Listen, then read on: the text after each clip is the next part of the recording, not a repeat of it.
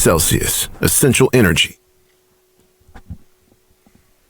T-minus 10, 9, 8. The clock is operating. We're underway. Tranquility Base here. Endeavor, go at throttle left.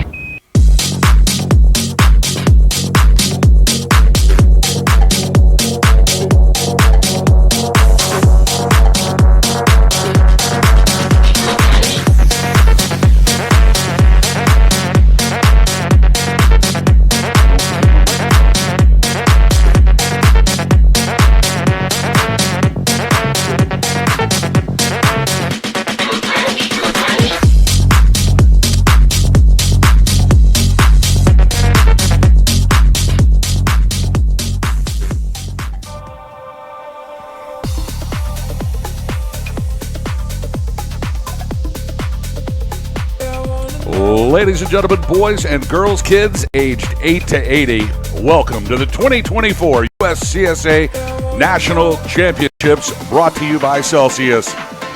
As we are set to bring you run number 2 of the women's giant slalom here live from Whiteface Mountain in beautiful Wilmington, New York. All part of today's super coverage on the USCSA Broadcast Network. Everybody, Boss Hogg alongside Trent Rosenberg, as we are in the Andrew Wybrecht Finish Arena, and we are set to bring you 93 of the remaining collegiate athletes that survived run number 1 here, a rough run number 1 earlier this morning here on Draper's Drop. And we're going to take the times from run 1, combine them with the times of this afternoon's run, and that's how we'll crown our national champion. Let's take a look at today's course conditions on the hill. 55 degrees here this afternoon, extremely warm for the beginning of March here in the Adirondack Mountains. But a firm course that's been set by Johnny Norton and the NICEF crew here. It is rock solid. Had no problems with degradation earlier this morning, and we expect a fast track here this afternoon. The winds 7 miles an hour, 30.08 on the pressure scale, and cloudy skies here at the top of Whiteface Mountain. The 60% humidity, granular snow is the snow condition. Our course setter here in run number 2 from the University of Maine Farmington, it is Andy Willihan. 44 gates of fun here in run number 2, 44 direction changes, and we call it 11 on the Stoke factor. Should be a fantastic race, but it is all going to boil down to who can get it together here in run number 2. Let's take a look at the results after run number 1, finishing in 10th place in this morning's session from Northwestern University. It's Haley Kutzer. Then from the College of Idaho, Sasha Mueller in 9th. In 8th, Tommy Joe Springer from Northern Michigan University. Then the battle in Bear from Billings Rocky Mountain College's Sign Finlog in the 7th slot. From the College of Idaho, Taylor Watkins in 6th fastest time this morning. Rounding up your top 5 from Rocky Mountain, Brigitte Varney in the 5th position. Kate Goodrich out of Colgate coming in 4th fastest earlier this morning. It's Julia Wyachek in the 3rd position from Babson. Castleton University's Emily Stein in the 2nd position, but leading everything and a big target on the back. From Rocky Mountain College, Hilda Sato. And Trent, you had an opportunity to see Hilda lay it down. She was 2nd or 3rd out of the box in run number 1, and you knew it was fast as soon as she crossed the line. Yeah, we didn't really have any changes in our top 3 or 4. I mean, those girls went out early, and they crushed that course. It'll be interesting, though, you mentioned that Andy set this one. He set way more skiers left than our previous one, which was way more skiers right. So we'll see how the girls handle it this afternoon. Less than a second separating the top 3 racers here from run number 1. Wyachek from Babson with a 107.88. Sten from Castleton with a 107.54. And Sato from Rocky Mountain with a 107.02. Anything can happen here this afternoon. It should be a wild ride. We're glad you're joining us on the USCSA Broadcast Network. All part of our 2024 USCSA Nationals coverage. Of course, full meal deal over on the Snowboard Channel. Mark Oliver, the Beeve, along with the famous New Yorker, A. Shova, bringing you cross and rail jam this afternoon. Earlier today, the Nordic competition at Mount Van Hovenberg. Casey Ditzel and John Hall, Henry Pelusic on the call from MVH. And we are here to wrap up today's first day of 5 days of exciting coverage of championship ski racing here on the Broadcast Network. Yeah, and for those of you joining us live via the webcast, we just saw our first forerunner come down. So these are just the forerunners, and we will go live to the action as soon as we have our first racer. The 2024 USCSA National Championship is energized by Celsius as Essential Energy. Head to your local Circle K to grab their newest flavor, Raspberry Peach, or Walmart for the Space Vibe Variety Pack. Celsius Essential Energy, keeping you energized on and off the slopes. 93 racers survived run number one. We started with 130 earlier today, and it looked like most of the problems came here on the head wall, Trent. Of course, the set very different here in run number two. It looks like they're going to be coming down almost the center of the head wall and then veering to the looker's left. But in run one, it was all the way up against the fence into the looker's right section, and halfway down the wall, it must have been 20 that went out in the same slot. Oh, yeah, we watched a lot of girls struggle with that section, but we also saw the top of the course and the middle of the course be difficult too. So no matter what's set up there, I'm sure they'll be challenged, and they'll just have to overcome them. Our forerunners now coming down here for run number two. They'll radio any last-minute information back up to the start shack, giving each of these athletes the most information about the track. But I got to tell you, there's very little degradation. What an incredible surface has been here. We started this morning at 37 degrees. We're at 55 degrees. That's typically when you'll see the surface begin to let loose. It becomes extremely soft, snow cone, almost slushy, but right here at the bottom where we're in front of our broadcast station, we can see slush, but up on the hill, it is still rock solid. Yeah, it's held on really well. I mean, obviously you've mentioned it, but the course workers here have just been doing an incredible job. They've been super passionate, committed. I mean, this is back-to-back days now of 50-plus degrees, because we were out here yesterday doing a bunch of test runs, and obviously I got a chance to ski around a bit, holding on really, really well. Considering. Sit back, relax, ladies and gentlemen, boys and girls. We got a barn burner for you here from Whiteface Mountain in the Andrew Weibrecht Finish Arena. We're about a half hour away from crowning the 2024 USCSA Women's Giant Slalom National Champion. Who's it going to be? Is it Wyachek from Babson? Coming in and taking it away from the third position, will Emily Sten from Castleton be able to overcome Rocky Mountain College's Hilda Sato? Less than 0.8 of a second separating the three top ladies here in run number two. Of course, we take the order. The 30th fastest racer will come down first from this morning's run. We call that the flip in Alpine racing. And then in the 30th position, Sato will see if she can take home a national championship here in the ladies' GS. The crowds are now starting to pile in. The racers are ready. It looks like we have got Ivra Trevisian from Castleton wearing bib number 66 in the start shack. Looks like she's even coming down the head wall. Now she is on course, and down the head wall comes Trevisian. Trevisian with a 1:16.53 in run number one. And now moving well into the final three gates, here comes Geneva Trevisian from Castleton into the corral with a combined time of 2:27.10. 1:10.57 was her second run time. We'll take a look at how that holds up as the fastest 29 still to come from run number one. Now Ava Butler from Babson. Butler with a 1:16.43 in the morning sesh. Skiing well, but behind at the split shack, Trevisian. So Butler will need to pull it on as she makes her way over the transition into Draper's Drop. Now the hard left-hand boot turn. And a good speedy run down the head wall. Here comes Ava Butler. Yeah, she was a little behind, like you mentioned, at the first interval, but we'll see if she was able to pick up enough speed as she comes through the finish line here. Now Butler with a second run time of 1:11.99, 2:28.42 is the combined effort for Butler. Next up, Messiah University's Faith Reichert, 28th fastest in the morning session. She had a time of 30.57 here at the split shack. She's moving well, 1:16.21 earlier this morning. But it looks like she's had some trouble in the middle of the course here. She is really going to have to bring it down the head wall to catch back up. She had some trouble high atop the mountain here in run number two. So Faith Reichert from Messiah University She can spot the bottom. 8 gates to go for Reichert. Yeah, I mean, she had a really good regional, too, so GS is definitely something she's comfortable with. We'll see how much time she was able to make up as she came down that head wall. Reichert across the stripe in 116.12, 232.33 is the combined time. That's good enough for third fastest so far, but still 27 of the best yet to come out of the start box high atop this Draper's Drop run. A good second run for Faith Reichert from Messiah. So it's Reichert in third, Butler in second. Geneva Trevesian still leading here in the first slot. But Eleanor Neal wants to change it all from Brown University.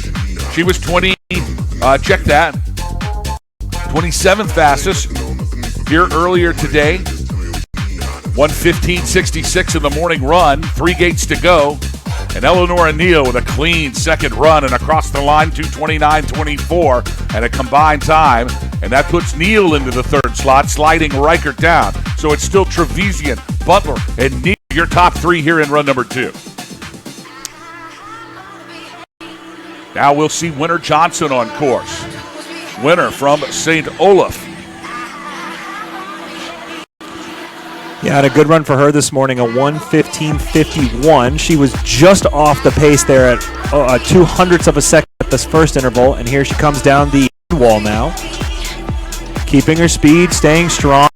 Remember, like we've talked about, this last head wall can be the brutal part as your legs are already on fire, and from run 1 as well. A good tuck into the final area and now into the corral.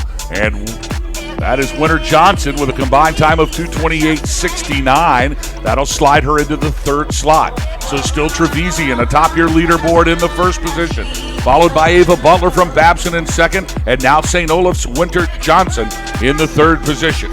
Fast and furious action here in run number 2. Eleanor Robb from the University of Maine Farmington now.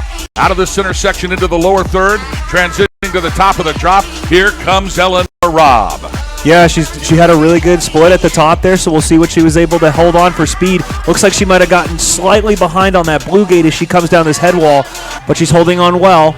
3 gates to go for Robb as Robb catches the tuck, grabs the stripe and into the corral with a second run time of 1:14.87, 2:30.20. A combined time for Eleanor Robb. Good enough for 5th position. So Maine Farmington laying down the heat early with Eleanor Robb here in the ladies GS wearing bib number 10. Next up, we'll see the Husky from the University of Connecticut, Kenna McCaughey, wearing bib number 46.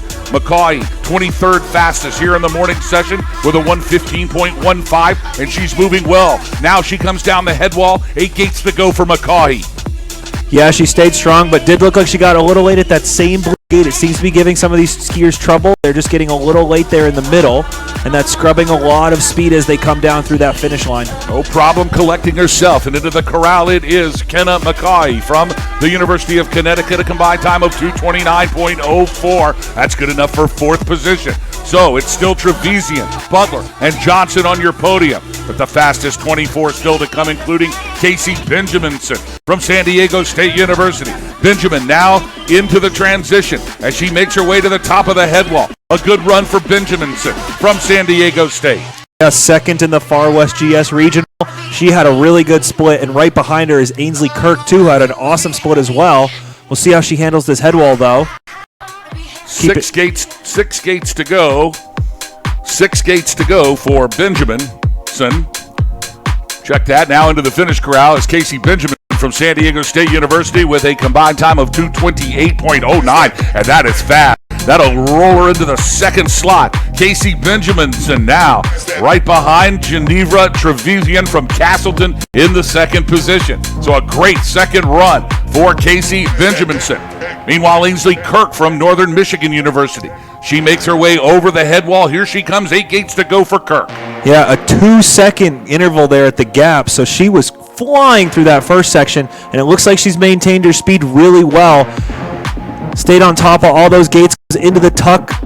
See how she finishes here. That was a good edge run down the head wall for Ainsley Kirk. She did not have any. She lost no time, had no spray coming off the back of the ski. A real good head wall, and Kirk will slide into the first position. A combined time of 2:24.85, and your new leader from Northern Michigan University, it's Ainsley Kirk. Yeah, that was a fast run, too. I mean, she put fastest, so an awesome run there for Ainsley Kirk. Here's her teammate, Ella Weichert. Ella also from Northern Michigan, 1:14:21 in the morning sesh. She'll have to pour it on. She's a little bit behind, not in the green, but in the red at the split shack. 3 gates to go. Ella Weichert now reaching for the stripe and across into the finish corral with a 111.18, 225.39 is the combined time. It's good enough for second place. So Ella Weichert slides ahead of Geneva Trevisan, but not faster than Ainsley Kirk. So Kirk, Weichert, and Trevisan your top 3. Maya Hsu from the University of California, Davis. She wants to change it. She was the first one out of the box in run number 1, wearing bib number 1. A scary place to be in a national championship on day number 1, but not for Sue, as she cranked a 1:13.89 in run number 1. She can spot the finish line. 6 gates to go for Sue. Yeah, she got really late, and yeah, that was it. That's that same gate for her, unfortunately, so that'll throw her off the time there. Oh, wow. But she was able to get around, so as a finish for the team results. She'll get a finish, but boy, what a tragedy there with just 4 gates to go. She had to scrape all of the speed. She had a fantastic run going. A great 2-run combo, though. And hats off to the University of California Davis's Maya Hsu with a combined time of 2:33.96. Now it's Lydia Kelleher, from the University of Connecticut, wearing bib number 26. 1:13.65 in the morning session now. Flying down the head wall, 7 gates to go for Kelleher. Yeah, she's one of the ones we were talking about earlier, her little sibling rivalry. She obviously came out on top after run 1, and she's putting down an excellent run 2. We'll see how she finishes here as she comes through the stripe. She was 18th fastest after the morning session. 2:27.51 is the combined time. It's going to be good enough for 4th fastest here, but still the fastest 17 to come, including Sophia Brustia from Rocky Mountain College and Emma Wolf from the University of Minnesota Duluth. Now Wolf, she's in the green, looking good here at the split shack. She's got a great run going. She just needs to stay clean here on the head wall, and she can get into the lead here. Here comes Emma Wolf now, skiing well with 4 gates to go. Yeah, she held on really well. The timing there between the gates was excellent. We've seen some girls already struggle, but Emma with no problems as she comes through. And Wolf with the second fastest combined time of the day, 2:24.87. That slides Weichert down into the 3rd position. So it's Ainsley Kirk in the lead, Emma Wolf in 2nd, and now Ella Weichert in the 3rd. Northern Michigan University dominating here in run number 2, taking up the 1st and the 3rd slots here in run number 2. Sophia Brustia wants to change it all for the Battle and Bears at Billings. Rocky Mountain College's Sophia Brustia. A 27.68 at the split shack. It's the fastest top half we've seen in run 2. 1:13.42 was run number 1's time. What is she going to put on top of that? Is it enough for Sophia Brustia to take the lead as she drives through the finish line and across the line? And Sophia Brustia, she's the new leader. Rocky Mountain College's Sophia Brustia. She was flying through the center section of the course, and now she leads this race. From Rocky Mountain College, it's Sophia Brustia. Yeah, that was absolutely flawless there on the head wall. No trouble, and a 2:21.71 combined time puts her 3 seconds up on the field currently. Oh, that is a heat run. What a heater from Sophia Brustia. Taylor Loomis now on course. Loomis, 15th fastest after the morning session from Boston University. Easy transition now on to Draper's Drop. Here comes Taylor Loomis. Yeah, it looks like she might have had a little trouble at the top and there, a little bit of trouble in the middle. We've been seeing some girls get late on that blue gate sort of toward the top, but she held on well and she's gone into the tuck early. And Loomis across with a combined time of 2:26.83, good enough for 5th fastest. So your top 5, it's Loomis in 5th, Weichert in 4th, Wolf in 3rd, Kirk in 2nd, but still with a time to beat of 2:21.71 from Rocky Mountain College, it's Sophia Brustia. Ollie Reagan, Reagan Ollie coming up next. Maggie Sullivan, Mir Ishimaru, and Lauren Carlson, your next 4. Into our screen at the top of the drop, it's Reagan Ollie from Northern Michigan University. Ollie, she was 16th fastest. Check that, 14th fastest after the morning session from Northern Michigan. She's got a good second run going here. And Reagan Ollie, she'll grab the tuck and into the stripe. And Ollie, 5th fastest combined time of 2:25.68. That'll slide Loomis down a slot, so now your top 5 changing rapidly. Ollie in 5th, Weichert in 4th, Wolf in 3rd, Kirk in 2nd, but still Brustia, the rocket ride she just took down, Draper's drop, and she is still your leader. But the 13th fastest still to come, including Maggie Sullivan now on course from Syracuse University. Yeah, Maggie had a little bit of trouble. Looks like at the top section is a little bit behind the pace, but can make up for it with a really good headwall section here. We've seen some people get late, but it looks like she's held on well. Good clean turns as she comes through. Like you said, not a lot of snow behind her. Goes into the tuck, and she'll cross the finish line here. 2:26.95. Good enough for 7th fastest. So, Sullivan with a good 2-run combo. Syracuse has got to be happy with the performance from Maggie Sullivan. Meanwhile, St. Olaf's Mir Ishamaru. Ishamaru now on course. As we see Maggie Sullivan with her hands in the air, she's just glad to be done with the giant slalom here on a crazy day. Day number 1 here of the USCSA National Championships from Lake Placid, New York. Glad you're joining us on the broadcast network. Ross Hogg and Slider on the microphones, but the real show is right in front of us. It's Miri Shamaru from St. Olaf now driving to the finish line and a combined time of 2:24.31. That's good enough for 2nd fastest. She slid Inslee Kirk down a notch right behind Sophia Brustia.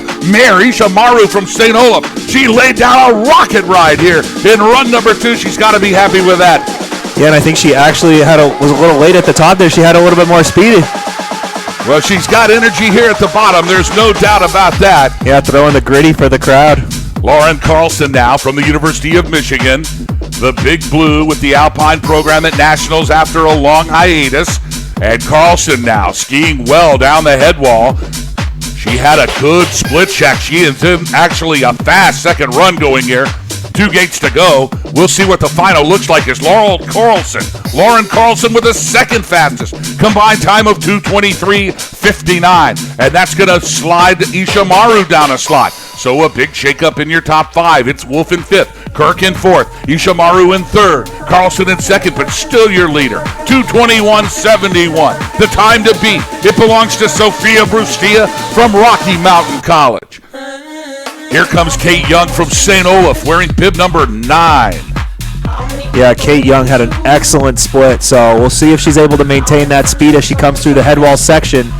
We've seen some mistakes early, but if she can keep it clean, and she's got a chance to take that top spot. 10th fastest after the morning sesh. Kate Young with 3 gates to go. She grabs the tuck and the stripe, 2:26.92 for Kate Young. That'll slide her into the 9th position. Haley Kutzer is up next. She's from Northeastern University. A 1:11.64 in the morning session. Now on course through the middle half into the transition. Now at the top of the drop with good speed. A lot of smoke off the back, so and there it is right there. Oh, no. And a tough break there for Haley Kutzer from Northeastern. She had a ride going down, and we're going to take a look and hope she's okay up there. Yeah, she got late on that gate like we've talked about, and it threw her back seat. She just couldn't hang on to the steam. That was a tough way. Yeah, she looked like she hooked the gate, and then she went on the ride, and then you just don't know what's going to happen. Let's hope she's all right up there. Looks like they're getting down to see her right now. Meanwhile, we're back to live action here. Sasha Mueller from the College of Idaho now. And Mueller will not be obstructed. So a clean run for Mueller, and she makes her way. 5 gates to go for Mueller. 1:11.13 in the morning session. She looked good at the split shack. Let's take a look at the combined time here for Mueller. And Mueller's going to take this 2nd slot away from Carlson from the College of Idaho. The Yode from Caldwell. It's Sasha Mueller in bib number 40. And she slides into the 2nd position. Fast and furious shake-up here in the top 5. Kirk in 5th. Ishamaru in 4th. Carlson in 3rd. Mueller now in 2nd, but still Bruce Steele with a time to beat. 2:21.71. Tommy Jo Springer from Northern Michigan University. She is on course. Now flying through the middle section. Soon she'll make the transition into the lower 3rd. Yeah, she was the first in the Midwest Regional, too, so she can ski some GS. We'll see if she can hang on. That was an excellent split for her. Well, we don't see her yet, and the time is, and that is not a good sign right there. And a tough break. We've just gotten word Tommy Jo Springer has skied off course. Oh, that's a tough break for Northern Michigan University. Tommy Jo Springer has slid off the course wearing bib number 7. That's going to be the end of the day for Tommy Jo. And a tough break for Springer, as Springer had qualified 7th fastest in the morning session from Northern Michigan. She had a shot at a podium, and that's going to be the end of the day for Springer. You got to give it up for the ladies, Slider. They will let it all hang out here in run number 2. They don't leave anything on the table. There is no tomorrow in this year's giant slalom competition. Right, no reason to for them, right? I mean, go big or go home, and they're sending it so far. I mean, you can tell when they get backseat like that. Like, these are really great racers. They know what they're doing. So if they're out of control that much, then they're just where they need to be. Next up, we're going to see Signed Vinlog from Rocky Mountain College. She'll be followed by this College of Idaho's Taylor Watkins, Brigitte Varney from Rocky Mountain, Kate Goodrich from Colgate, and then the 3 to watch, Julia Wyachek from Babson, Emily Sten from Castleton, and Hilda Sato from Rocky Mountain College. Still the fastest 7 to come, and it looks like Vinlog is on course. From Rocky Mountain College, it is Sign Vinlog, wearing bib number 67, a 1:10.69 was the first run time, and there is problems for Rocky Mountain College's Sign Vinlog.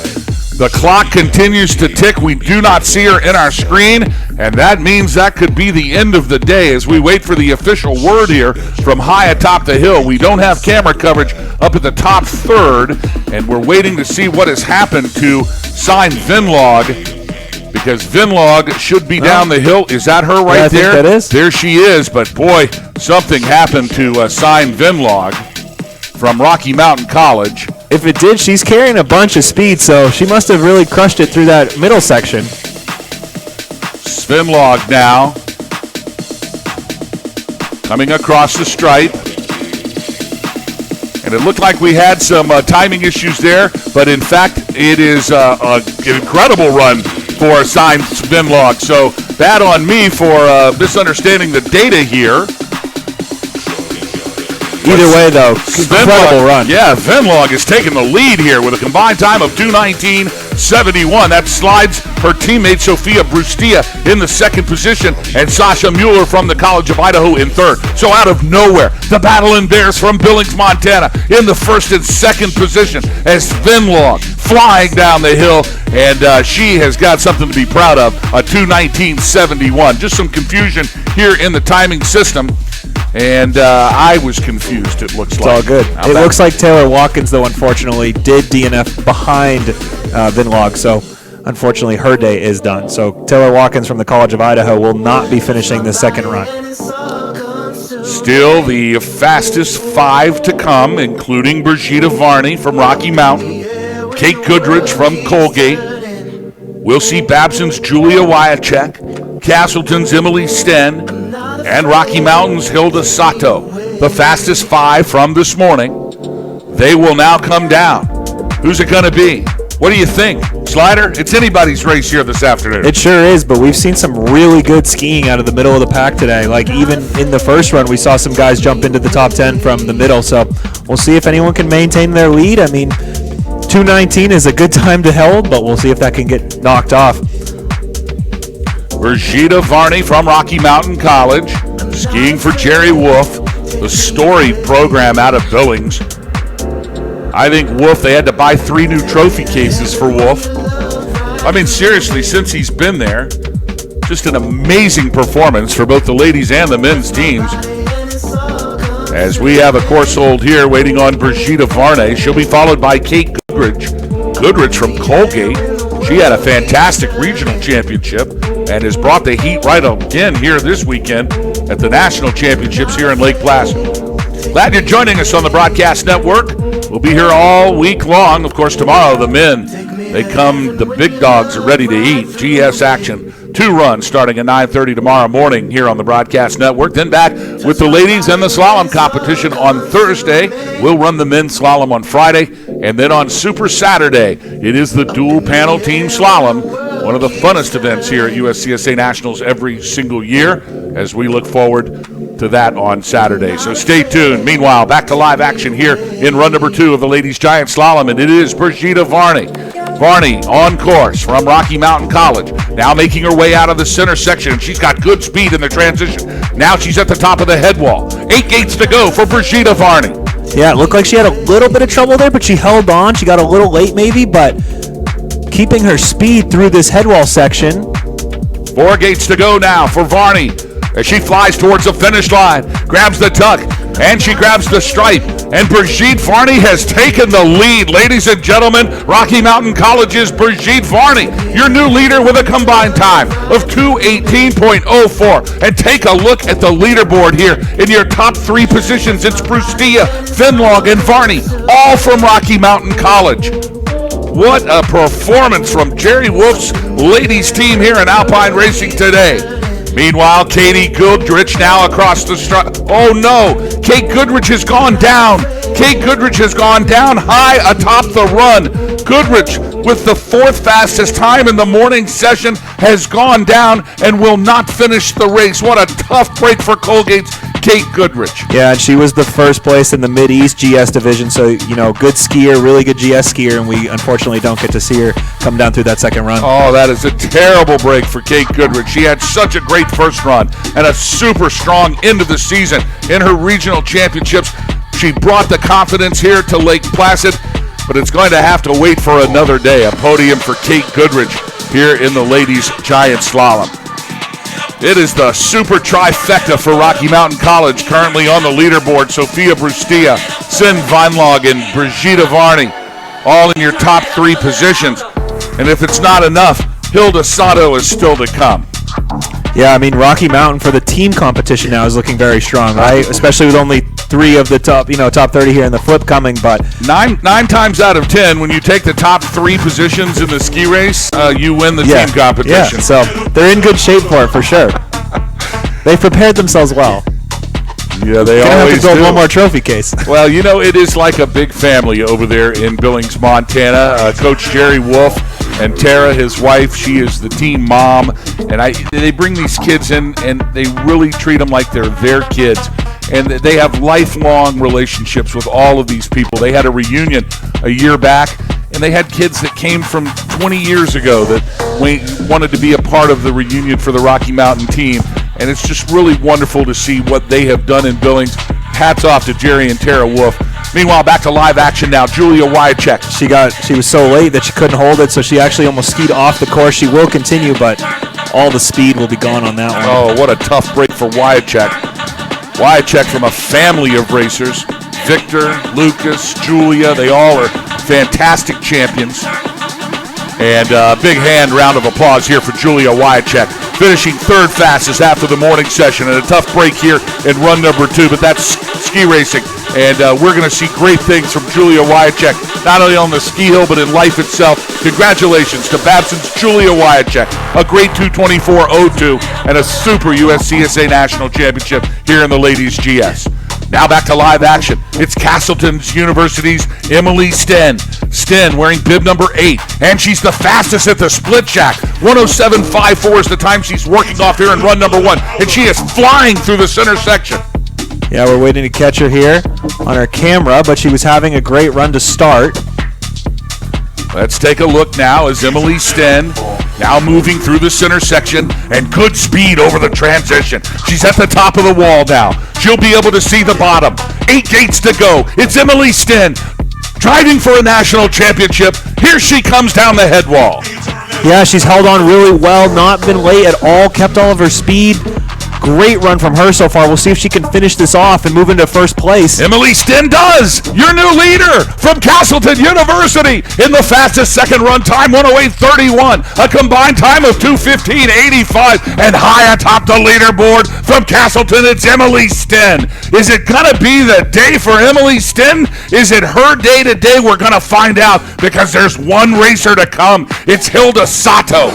Emily Sten has done the impossible. She has taken over over the top position from Brigitte Varney. It's still Vinlog in third, Varney in second, but Emily Sten from Castleton, your new leader, with just 1 to go. It's Hilda Sato, and she's on course. Here comes Hilda Sato. Yeah, she was a little bit behind at the gap, so we're going to find out. Can she pour on the speed and take the top spot away from Sten or not? She is behind Sten at the split shack. Is this the day for Castleton? Is Emily Sten going to come out and win this race? Not if Hilda Sato's got anything to say about it. Here at the top of the wall, it's Hilda Sato. Rocky Mountain College's Sato flying down Draper's Drop. Yeah, absolutely crushed that section. She's staying on top of it. She's carrying a lot of speed. We'll see if she can maintain. 3 gates to go for a national championship. Is it the day for Hilda Sato? No! Hilda Sato with the second fastest time. A combined time of 2:16.52. And out of nowhere, Castleton College, Emily Sten is going to win the national championship. Emily Sten from Castleton University, your 2024 USCSA Women's National Giant Slalom Champion. What a great second run from Sten. That was incredible. That was so action-packed. I mean, again, we had some tough breaks for some of the girls, but absolutely flying there. Every single one of them hanging on for dear life and finishing it out strong. Oh, Emily Sten with the run to beat. She came from half a second back to take that lead. Hilda Sato had laid down the gauntlet in run number 1 earlier this morning.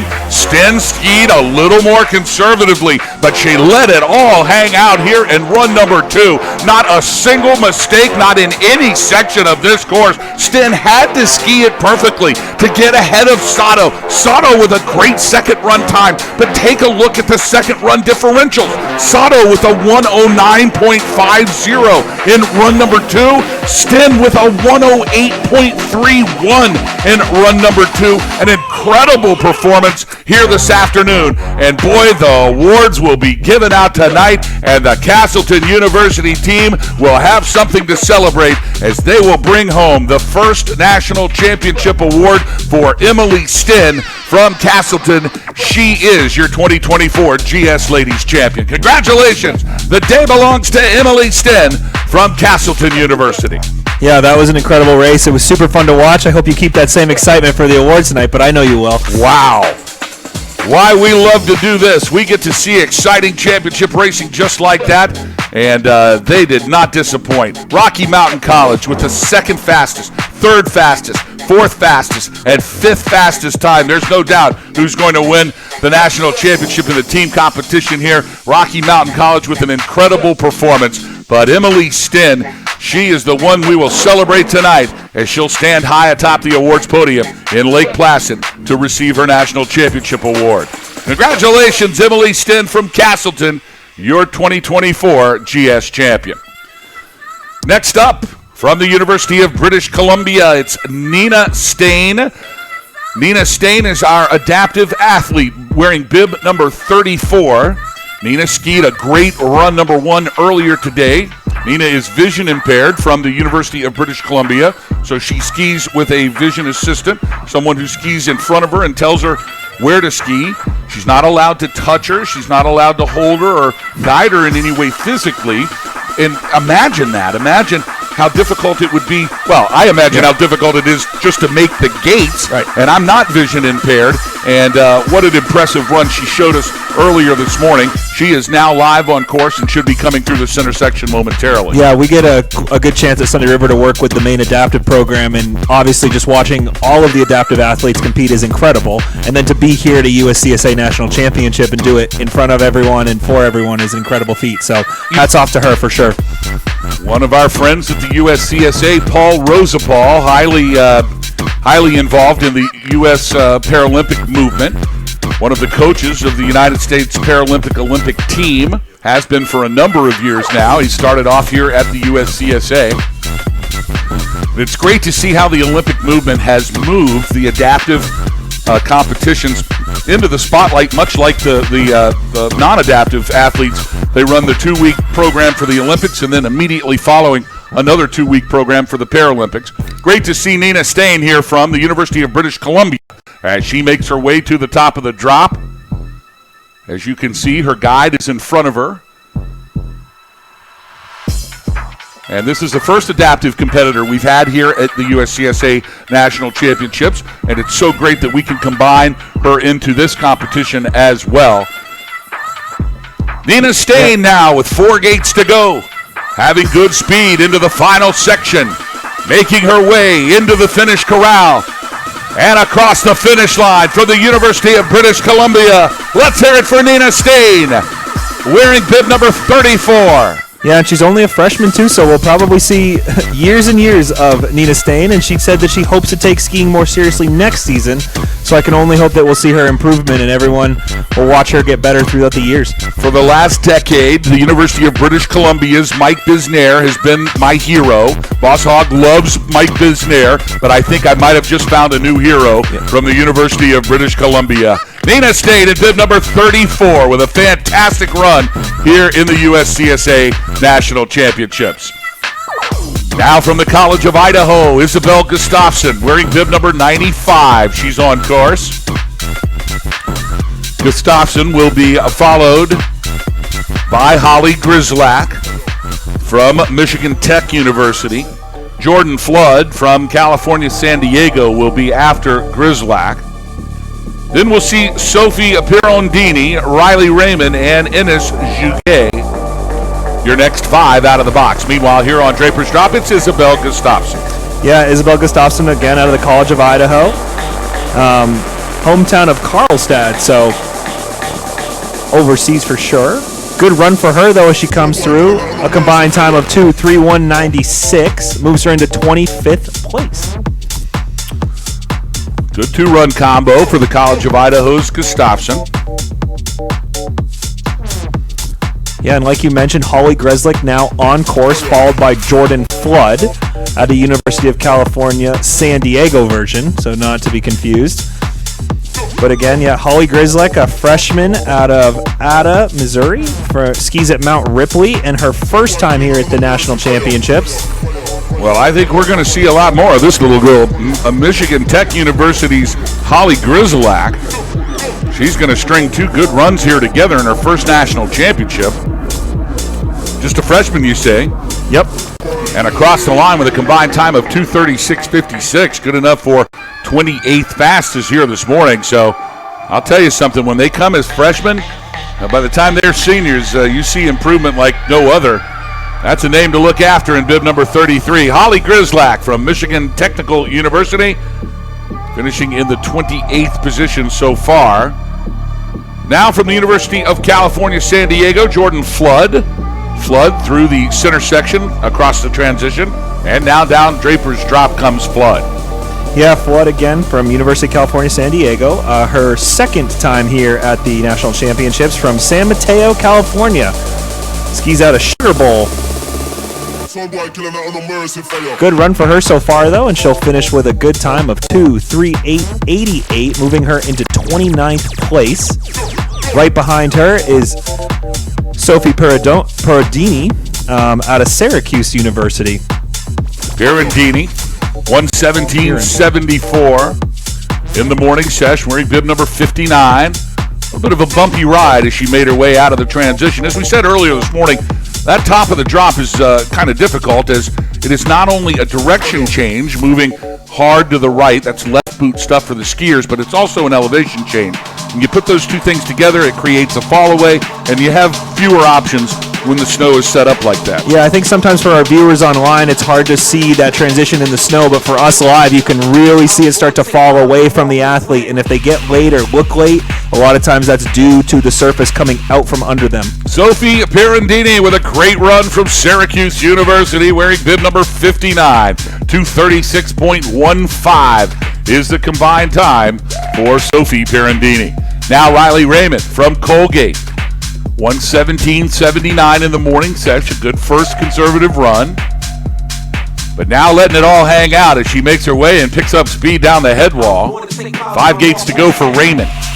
Yeah, she actually skied that head wall section really well. Stayed right on top of the ski. Looked like she was on time for the gates as well. So we'll see what her final time comes in. 2:36:86. Good enough for 30th fastest. So a great 2-run combo for Colgate's Riley Raymond, wearing bib number 69. And Raymond will be back for more on Thursday as she will compete in the ladies slalom beginning at 9:30 Thursday morning. Right here at the same run, all at the Andrew Wybrecht Finish Arena, and all part of our USCSA broadcast coverage. Now down Draper's Drop comes Ines Jouguet. Jouguet from Syracuse University with a 1:17.81 in the morning set.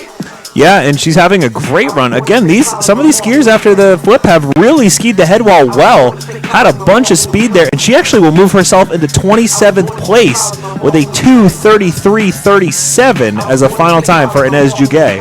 That is a great two-run combo for Jouguet. Right, and I wanted to mention it because I know we've been talking about it like it's common knowledge, but we're obviously combining the times, so anytime you were behind a person in front of you, if you're able to move up past them, that is meaning you were skiing even faster than the gap you had on them, they had on you before. So movement in the back 30, really impressive work. Absolutely. No doubt about that. Orientolini from UMass. Yeah, a senior out of Deerfield, Massachusetts. I think we mentioned that she skis out of Burke Mountain, and you mentioned that you went to Berkshire East. But a good run for Corianne Delaney, as she will finish with a 2:35.48, 29th fastest today so far. And right behind her will be Cassidy Cheney out of University of Minnesota Duluth, double majoring in entrepreneurship and professional sales. Watch out. Yeah. Cassidy Cheney wearing bib number 13. Now coming into our screen here out of the center section into the lower third. You get over that head wall, and all of a sudden it goes from flat to steep again. Yeah. Your legs are cooked now. You're in run number 2 with the last 8 gates to go. The last thing you really want to have to do is go down a 41-degree pitch here on the drop. Right. I did it with the battery pack yesterday, and I was freaking out. No problems for Cassidy Cheney, though, from the University of Minnesota Duluth. And Cheney flying into the finish corral with a combined time of 2:40.59. So a great two-run combo for the University of Minnesota at Duluth, Cassidy Cheney. Now UMass's Louise Philcorn. Philcorn with a 1:18.16 in the morning run. She'll add to that here. She makes her way through the transition out to the top of the head wall. No problems and good speed. Taking it wide now, being conservative. She wants to post a time. UMass with a great team performance here in the ladies' races. Yeah, staying wide through that little bit of transition and coming back into it seems to be a good strategy for staying on top, especially as we look for finishing these second runs. University of Michigan's Ashley Bennett now. She is on course. She'll be followed by Caroline Caroline Heyer from Babson. Yeah, well, so we talked about Ashley Bennett out of University of Michigan. She has gone down. Yeah, she's gone down on the course. Oh, she has, unfortunately. Yep, in the center section. That's going to be the end of the day for Ashley Bennett. That's a tough break when you survive run number 1 and you're halfway through run number 2, and then all of a sudden the day comes to a close. Right, sometimes you find out those legs just didn't have one more run in them, and they get shaking and the ruts start to build up, and it's just over before you know it. You know, that has happened to me before. I've gotten to the end of the day, usually up at Bullwinkle's or someplace like that, and I just don't have it in my legs to get down the mountain. What do they do, deload you? So sometimes I try to download, but often they say no. I've been known to slide down a few times as well. Meanwhile, back to live action here. Caroline Heyer from Babson in bib number 63. 1:18.36 in run number 1. She'll add to that here. And Caroline. Yeah, she's going to be leaving ski racing for corporate America in New York City, so... This is it? She has to really cherish these last few moments out on a hill. 55 degrees, skiing with your friends. Caroline in her 3rd year at USCSA National Championships, and it is a pleasure to watch her race, and she's just going to do great in life. I wish they could all ski forever. Yeah, the big city of... I don't think they have many mountains in New York City. Well, at least not... Oh, and it looked like Peyton Sunderberg got caught up at the top there as I was saying that. So she did indeed. Peyton now trying to get up and continue the run. Yeah, I don't think there's any hiking, though. Nope. And that's going to be the end. She's going to ski off course. What a tough break for Peyton Sundberg. That's going to be a DNF. Love to see if Colgate. Beeve knows her. She's a Sun Valley, Idaho resident. And right behind her, the Nittany Lion, Penn State University's Leah Zmerko, has also skied off course. So that's going to be the end of the day for Leah. We'll see the ladies back here on Thursday, though. 9:30 a.m. start time for run number 1. 12 noon start time for run number 2 on Thursday. You know, I would say the course has held up well, but at the same time, we've seen quite a few, DNFs today. We started with 150 bibs, 130 starts, and we had 93 for the second run. So you lose 40 a race. That's a pretty good percentage. These have been tough races for the girls so far. Well, this is a tough hill, especially when the conditions are firm like this, and you would think they would be soft, but a good race course and a good race crew makes sure that never happens on a race course. And they have injected this course with a lot of salt and a lot of water, and it is frozen solid, and it remains firm. Yeah. And that's exactly what the racers want. And although it is tough and we had some DNFs today, that's what national championships are all about. It's not supposed to be easy here. It's supposed to be hard. I remember the year we were in Sun Valley, we had skiers that thing was so steep. We had skiers from the Midwest that had not really skied anything that steep before, not in race conditions at least. But that is what nationals are all about. The best of the best, the cream of the crop. And today, the cream of the crop, it's all about Emily Sten from Castleton, because she showed all of the ladies from Rocky Mountain College who the big dog was today. Yeah, she had an incredible run. I know we talked about it and hyped it up when it happened, but still thinking back on it, how quick she was able to move through stuff like that.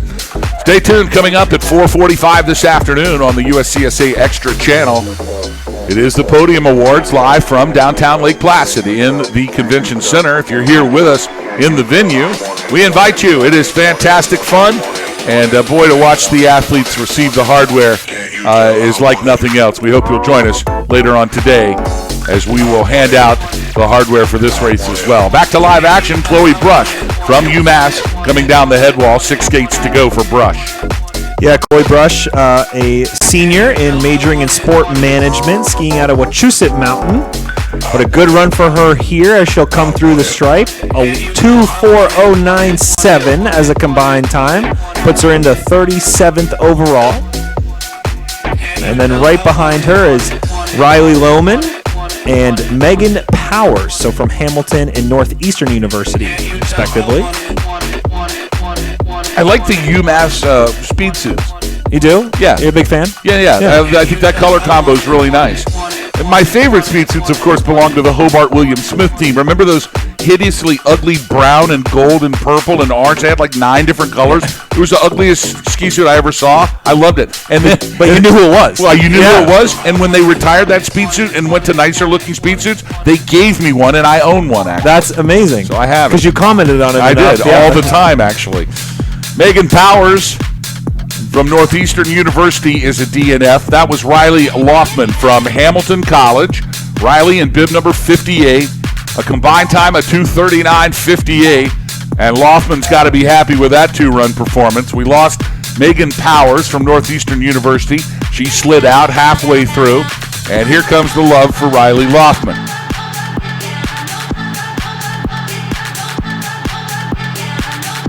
Real quickly, as we have a hold here, go over our top 10 for the ladies' GS. These are unofficial results, but they're close to official. In the 10th slot from Northern Michigan University, it's Ainsley Kirk. St. Olaf's Mir Ishimaru in 9th. It's Julia Wycheck from Babson in 8th. Lauren Carlson from University of Michigan in 7th. The College of Idaho's Sasha Mueller in 6th. Rounding out your top 5, Sophia Brustia from Rocky Mountain in 5th. Sin Venlog, also from Rocky Mountain in 4th. And their teammate Brigitte Varney in 3rd. Hilda Sato from Rocky Mountain in the 2nd position. And at the top of your leaderboard here in the women's GS from Castleton University, the day belongs to your champion, Emily Sten. A combined time of 2:15.85 and a second run time of 1:08.31, which was just off the charts. That young lady just came here this afternoon and won a national championship. Yeah, seized it for herself for sure. I mean, again, we talked about being half a second down after run 1 and just absolutely flying for run 2 to take that top spot. So Looks like the ladies from Ithaca are out having fun here in the Finnish Corral. Well, it's 55 degrees, and while it's not sunny yet today. Syracuse now well represented out here as well. They got all their fans cheering here on the front row. Nice to see the Orangemen here. I guess if the ladies team can't be called Orangemen, do they call you Orange Women? Is that what it is? They do, don't they? Yeah, Orange Women? All right. We're inclusive. That's inclusive, I think. No, I know. That's what I'm saying. Erin Kelleher now on course from Boston University. Yeah, it looks like today will not be Erin's day to beat her sister, but I imagine that she'll be gunning for her in the slalom, so just watch out. Oh, but it looks like she was unable to get through that middle section before the head wall, and I think she might have slid into the B net. Oh, yes, she did. Oh, and she's just lost above the ski. it. That's Yep. it. So Kelleher will be a DNF. Now, did the younger Kelleher, is it the younger Kelleher or the older This is Kelleher? the younger. This So is the younger one. yeah. Okay. Trying to beat her older sister, Lydia, but Lydia ended up in our flip today. And obviously, Right. But so anyway, the sibling rivalry continues as we look for who the best Kelleher is. Well, you know that Erin was literally going for it. Like she wanted to come out of the non-flip section to beat her sister. Yeah. I mean, it's that competitive. Why? I mean, but like if she was already behind, why? Give it all you got. She did. Yes, she did. So can't falter there. We'll see how the Kelleher twins do in the slalom race on Thursday. Meanwhile, Mia Recksteiner from the Claremont Colleges. She is on course. She'll be followed by Castleton's Camille Jackson. Yeah, she's an Asian Studies and Chemistry major. She's a senior from San Francisco, skiing out of Palisades. So out there out west with you. And she's applying to medical school to become a doctor and hopefully a surgeon. So, pretty, not very big dreams or anything. Just kidding. Notice that the ski racers, they're all smarty pants. Yeah, they are. Every one of them's a smarty pants. Yeah. Unfortunately, it does look like she wasn't able to get through that middle section, so she is also a DNF. So Mia Recksteiner from the Claremont Colleges did not finish her second run. And then behind her on course is Camille Jackson and Sloan Goldberg out of Vermont State University, a.k.a. Castleton, as it was formerly known, and Columbia University. And I spoke too soon. Both of those skiers have now also DNF'd. So, unfortunate little stretch of skiers here where they 4 DNFs in a row. Amazing. Yeah. Kelleher, Recksteiner, Goldberg, and Jackson all down here on run number 2. And once we clear the course, it looks like Allison Waugh, my ex-student from Gould Academy, will be on course from the University of Connecticut. Majoring in exercise science, so I feel like I did that for her, Come on. You're take a little credit. Just saying. Maybe you should stand on the podium. Yeah, maybe I will. It does take a village, though, no doubt. Ski racing, as individual of a sport as it is, the village that is behind these ski racers is unbelievable. Right. It always starts young, too. Absolutely. Some of these kids are on skis when they're just barely walking. 18 months? Yeah. And if you can put them between your legs and you got skis small enough, just get them out there. Then pretty soon that's all they'll do. But yeah, again, great shots at the finish. You like you said, the village and just all the support out here. Even after you get through a flip, the people will stay, support all the athletes as they come down. As we pan the crowd here, you see the giant Celsius energy drink. Jerry Wolf is going to go over there and plug himself into the energy drink. Just mainline it. He won't need it until Friday and Saturday. No. That's typically when he needs the Celsius energy drink. Is on Friday and Saturday.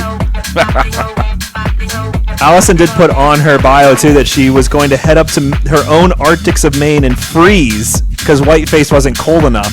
But I don't think she realized it was going to be 55 and, the 3 days in a row here, but a great run for her as she comes through with a 2:38.10, vaulting herself into 35th overall place. So for Ali Waugh, a great second run.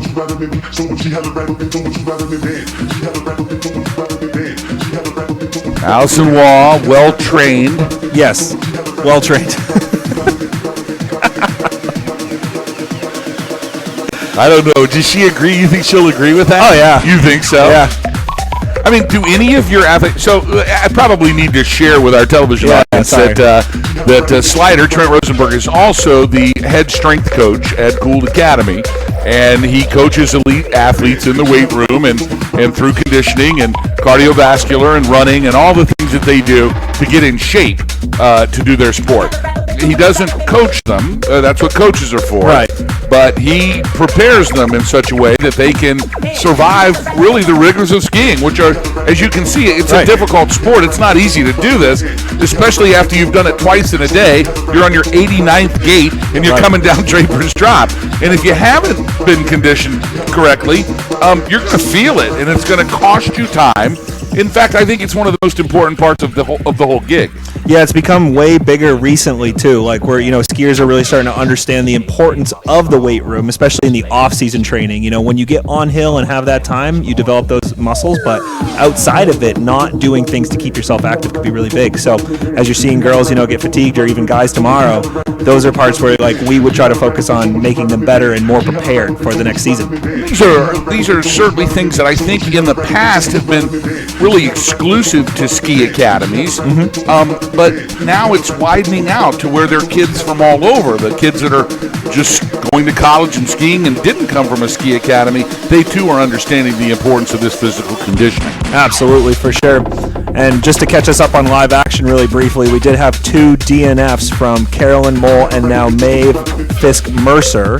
So unfortunately, both Carolyn Mole and Maeve Fisk-Mercer will not be finishing their second run. So for those of you joining us live and wondering where the athletes were, that's what was happening as we were in our strength and conditioning vlog. But yeah, it's become much more widespread throughout academies and in general schools. So now schools are starting to realize how much more important to have a position like mine is. So I'm thankful for my perspective, but also for the athletes. There's conditioning training is a daily thing too. It's not something you do once a week or Monday, Wednesday, Friday. It literally becomes a daily occurrence because the body responds the best in that condition. When you take time off, it's kind of that up and down type of flow, which isn't as consistent and certainly doesn't give you the width that it gives you when you do it every single day. Right. But it's not a workout. I think that's where most people think that it's, we have to go to the weight room again. We have to lift weights again. We have to do weight training again. It's a combination of many different things, and in fact, weight training often is not even included and is being replaced now often by resistance training. Talk about that. Yeah, sure. So we try to go through all the phases and keep athletes as honed as we can. So plyometrics, weights, resistance, even sometimes just stretching and rolling can be inclusive, are good for the body and help heal. So we're talking about a comprehensive approach to full health, not just strength itself. So I think sometimes the strength and conditioning coach gets a rap for just wanting students to lift heavier weights. I'm about performance and getting better at everything, whether that's movement, mobility, jumping, but all strength as a whole. And ski racing, when it actually connects to specific movements, pressuring skis, edges, body position, once you can determine someone's weakness, then you can go to that specific element and correct that specific element and cause that performance on the technical side to improve dramatically just by identification. Oh, absolutely. The biggest goal is to identify weaknesses. I mean, we try to enhance strength, but the biggest thing is that we're looking for a weakness of an athlete and then trying to build that into their strength, as a whole. So there is no stopping, but it's a great process, and I'm glad so many people now are starting to get into it. Caitlin Bumpers from the College of Idaho now on course. She is wearing bib number 64, 120.42 in the morning session.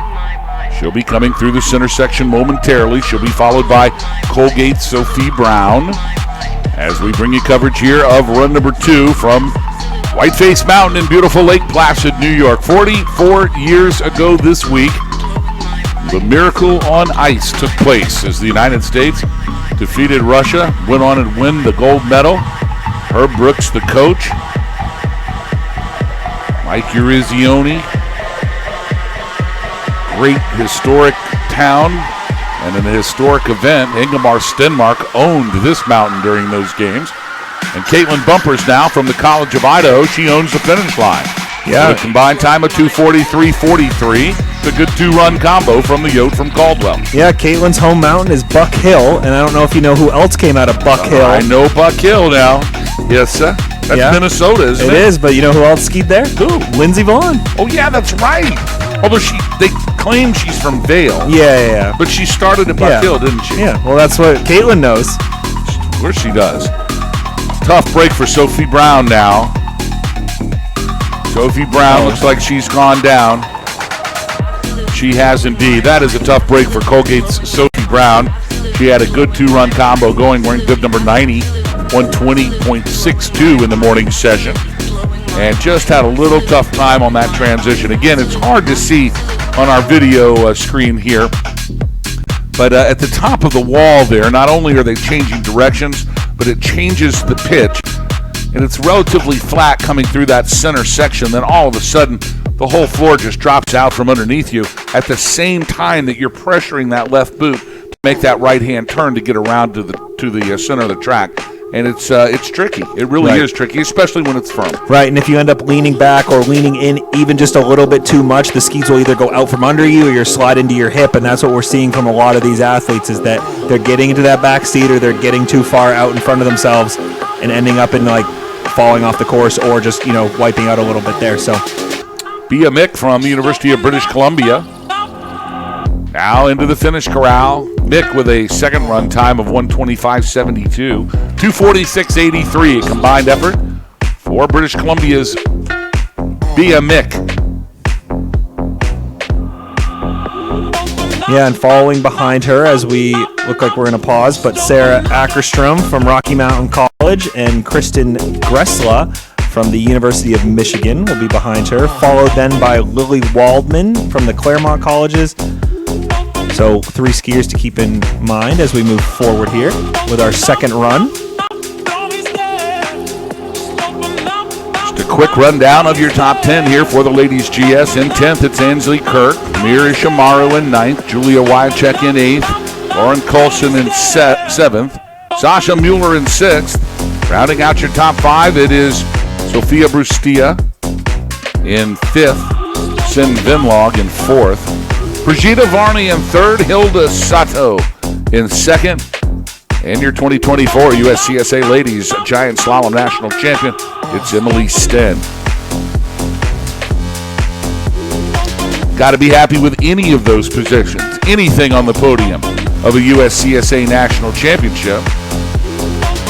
Yeah, absolutely. Again, we're looking at individual results, but also team results. So setting yourself up for success just in your team scores and putting yourself in position to get on those podiums is huge.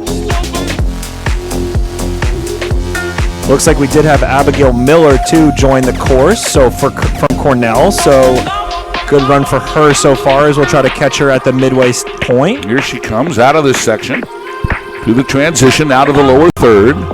And across the top of Draper's Drop. Abigail Miller skiing well here. Yeah, really good through that transition. Didn't fall into the back seat too far. Stayed on top of her skis. My friend always says front of the boots, you'll be all right. But it's true, when you can control that tip of the ski and not get into those bad habits, you end up in a lot better position. So she'll finish with a 2:43.62. So Abigail Miller with a 2:43.62, and then again behind her now, Kristen Gressla out of Michigan and Lily Waldman out of the Claremont Colleges. So we'll see both of those guys. Oh, there we go. Kristen Gressla right on cue coming through that top section. Looks like she didn't have any problem with the transition there. We'll see how she handles this pitch. Beautiful form here from Gressla. Confident on the edges. But then all of a sudden it gets fast and you can see the chatter. That's how firm it is up there. Right, and we have to remember too, the reset on run 2, you're slipping it off obviously, but some slush is bound to get started wasting that way as well. So skiing on 2 different surfaces perhaps as they come through. Gressla with a combined time of 2:44.95. That's a good two-run combo for the University of Michigan's Kirsten Gressler. She'll be followed by Lily Waldman from the Claremont Colleges, now on course. Right behind her from BU, it's Evelyn Usich. And here on the top of the head wall from the Claremont Colleges, it's Lily Waldman. Yeah, Lily from Boulder, Colorado, skiing out of Eldora. Second time she's competed at the USCSAs, and favorite memory was the ski races at China Peak. I don't know where China Peak is. I now just realized that, but it's in China. Where do you think it is? China, Maine? Oh, that was even better. I only know the Maine version. Lily Waldman from the Claremont Colleges safely across. Two-run combo of 250.93. Wearing bib number 47. Yeah, and then following her will be Evelyn Usich from Boston University. From Palo Alto, California, another Sugar Bowl home mountain skier. And then Lancia Carson from University of California, San Diego behind her. Looks like she had a little trouble there at one of the sections. Might have come down just a little bit on the back seat. But held it on. See how she finishes here into the tuck. This is Evelyn Usich out of BU with a 2:52.98. So a really good two-run time there for Evelyn. Nice to see BU here this year. It's been a few years since we saw Boston University at national championships, and they had a great regional competition, a really good ski year. Yeah, surprisingly, because some of the conditions have not been great in that area. So to find snow and to get on enough surfaces to get some results is impressive for sure. As we take a look at the beautiful Adirondack Mountains here outside of Wilmington, New York.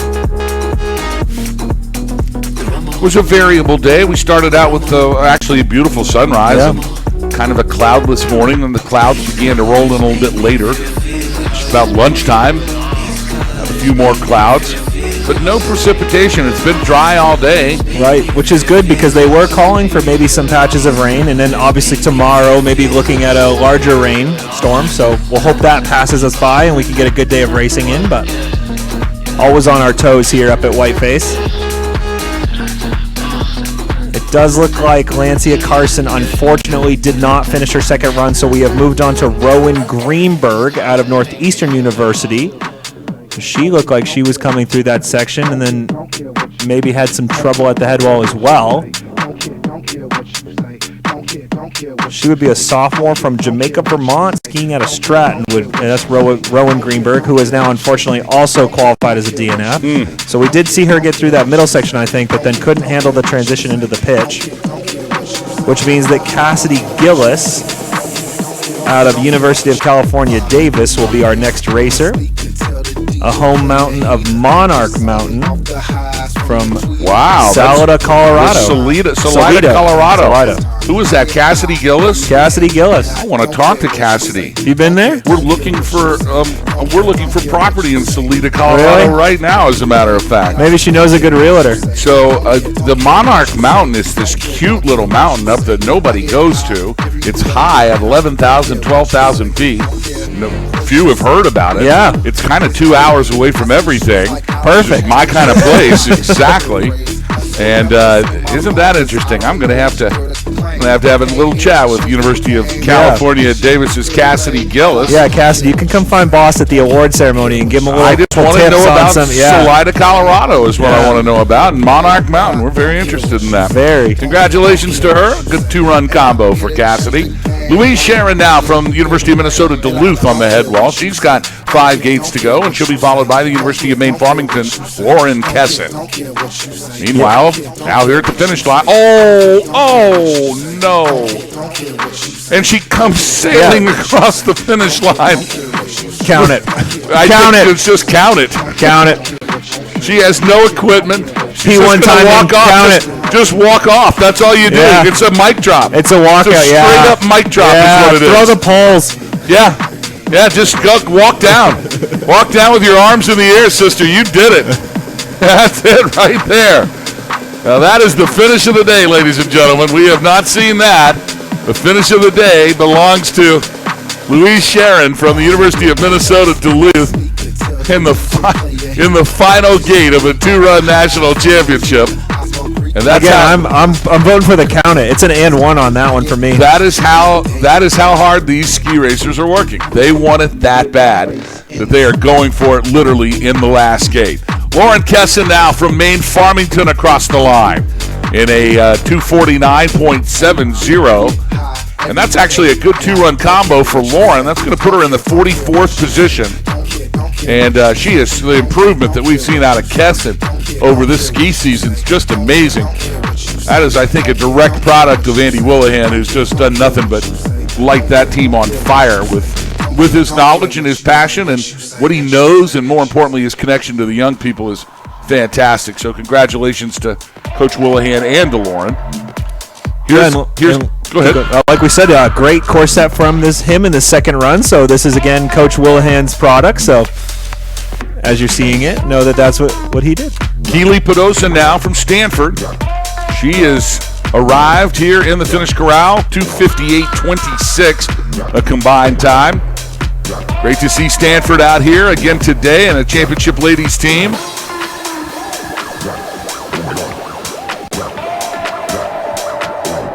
We'll take a look as we have a short break here on our course hold.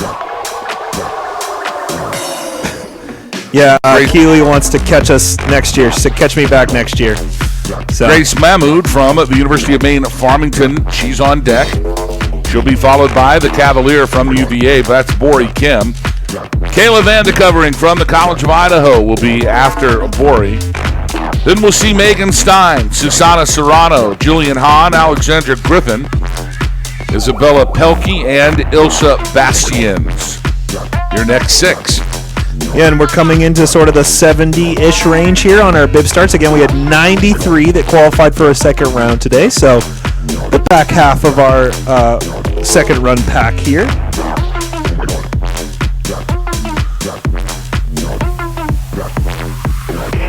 Yep, currently in a small course hold, it seems, as we have not had a racer come through the start yet.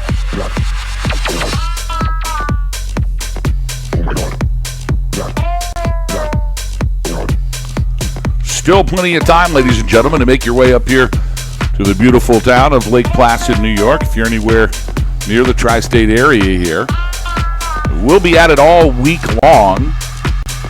They even allow the spectators to ride the lift up without skis. They do. Fantastic. And ride it down. Mid-mountain finish here.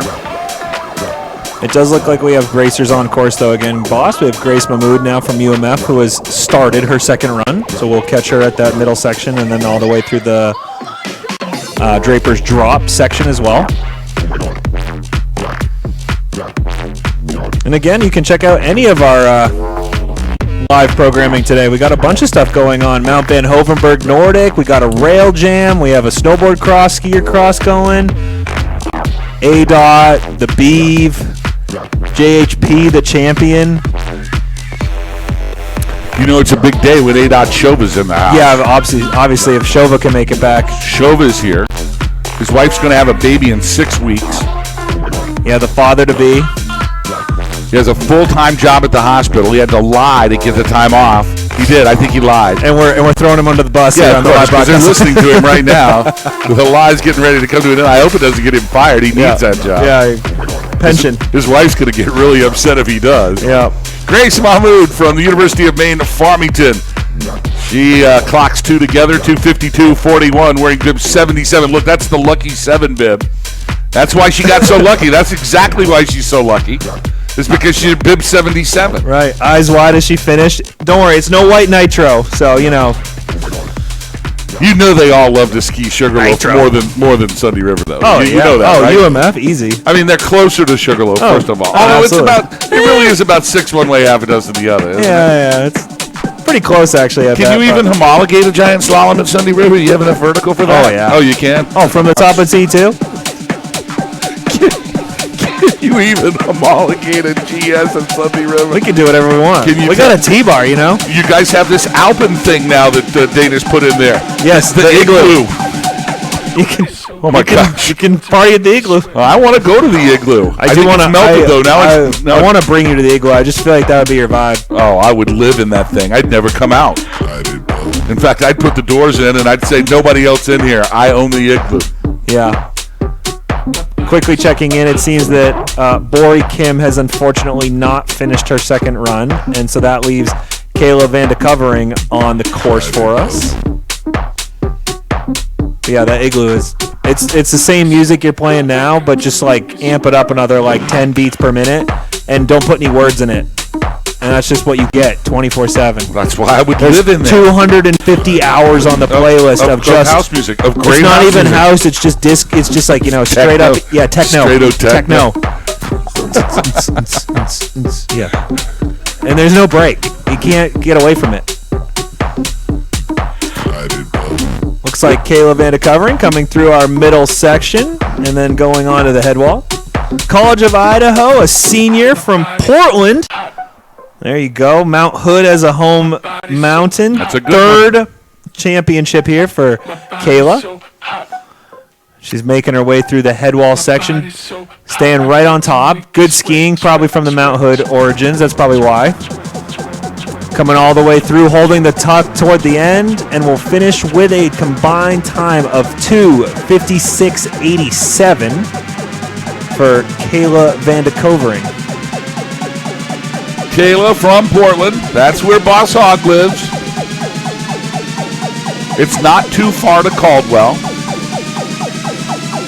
Mount Hood is an exceptional mountain. Mount Hood Meadows is a fun place to ski, but Mount Hood is the place, and it's where everyone trains. That's every summer camp. Yep. Every race camp in the world goes there. And we have wonderful lane training all year long.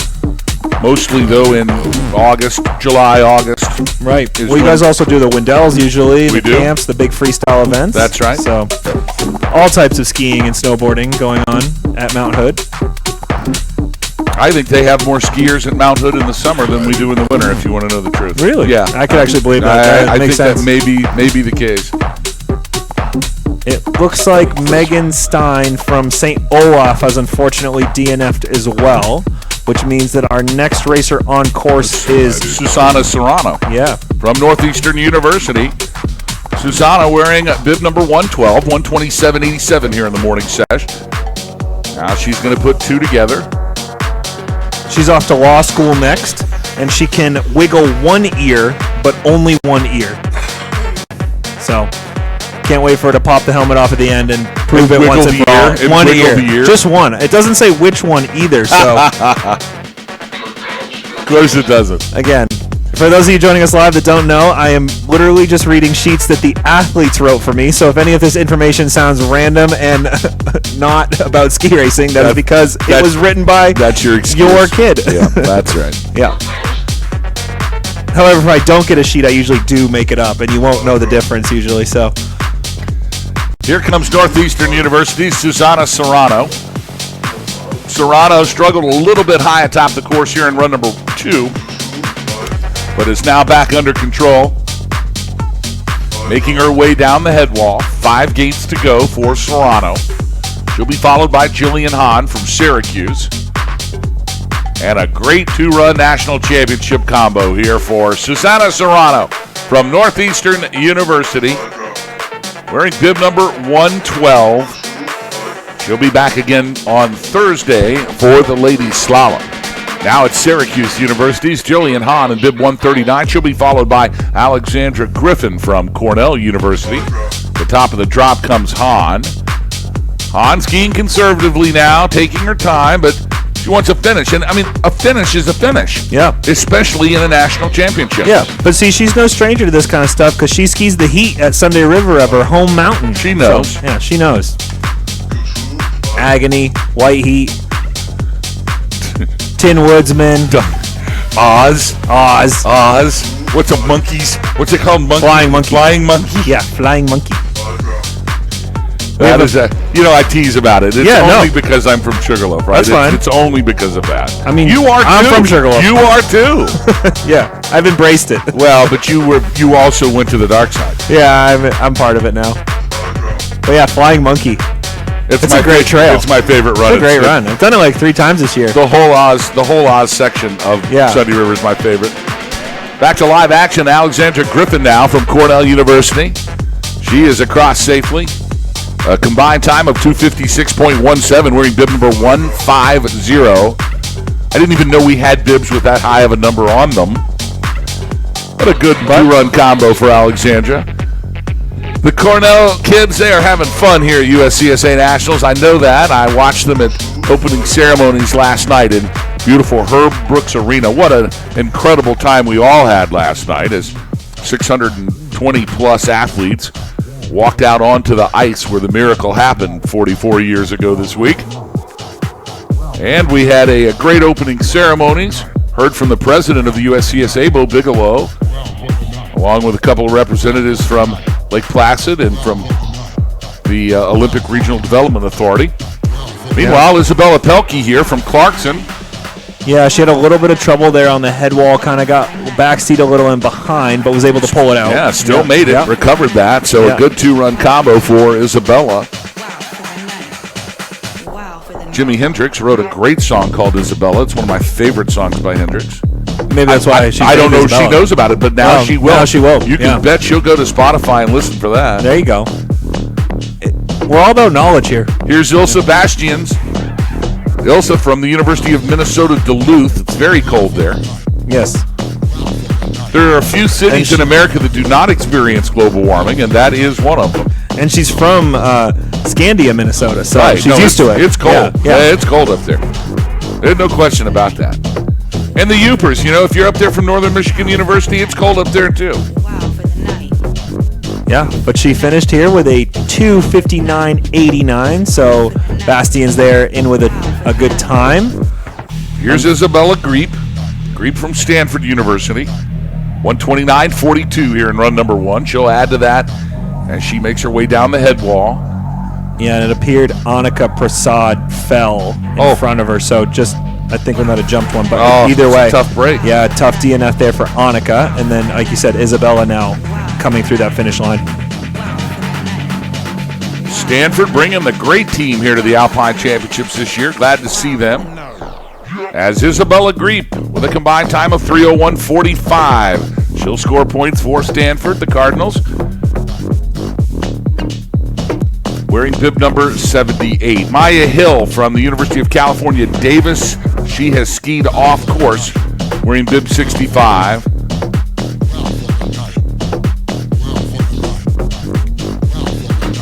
Do you remember I don't know if you've seen this, but they interviewed one of the basketball coaches and asked him what mascot would win in a fight, and he is going through all of them, and Stanford's one of the teams. He's like, it's a tree. I don't know.